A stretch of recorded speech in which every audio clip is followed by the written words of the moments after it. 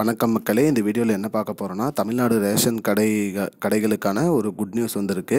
அது என்ன அப்படிங்கிறத பற்றி தான் இந்த வீடியோவில் பார்க்க போகிறோம். நம்ம சேனலுக்கு யாராவது புதுசாக வந்திருந்தீங்கன்னா மறக்காமல் நம்ம சேனலை சப்ஸ்கிரைப் பண்ணி பெல் ஐக்கானை கிளிக் பண்ணிக்கோங்க. இந்த வீடியோவுக்கு ஒரே ஒரு லைக்கை மட்டும் கொடுத்துருங்க.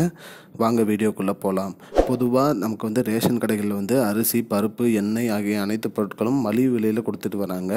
மேலும் ரேஷன் கடையோட சுற்றுச்சூழல் சுத்தமாகவும் சுகாதாரமாகவும் இருக்கணும்னு இருக்காங்க. உள்புறம் மற்றும் வெளிப்புறம் இரண்டுமே சுத்தமாகவும் சுகாதாரமாகவும் இருக்கும். ஏன்னா அரிசி, பருப்பு எல்லாம் இறஞ்சி கிடைக்கும். அது மேலே காலை வச்சு மிதிச்சிட்டு நமக்கு பொருளை போடுவாங்க. அந்த மாதிரி செய்யக்கூடாது அப்படிங்கிறத பற்றியும் சொல்லியிருக்காங்க. மேலும் பழைய ரேஷன் கடைகளை மூடிவிட்டு புதிதாக ரேஷன் கடைகள் திறக்க வேண்டும் என்றும் சொல்லியிருக்காங்க. இந்த இடிஞ்சு போன மாதிரி இருக்கிறது பழைய பில்டிங் எல்லாம் இடிச்சுட்டு புதுசாக கட்டணும். அது வரைக்கும் தற்காலிகமாக பொருட்கள்லாம் கிராம மண்டபங்களில் வைத்து விநியோகம் செய்யலாம் என்றும் அவங்க கூறியிருக்காங்க. மேலும் பொருள் வாங்க வருபவர்கள்ட்ட எந்த ஒரு வாக்குவாதமும் செய்யக்கூடாது.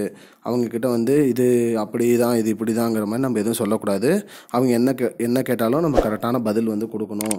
மேலும் நியாய விலை கடைக்கு வருபவர்களிடம் நியாயமாக நடந்துக்க வேண்டும் மற்றும் தரமான பொருட்கள் வழங்க வேண்டும். எடையில் எந்த ஒரு மாற்றமும் இருக்கக்கூடாது.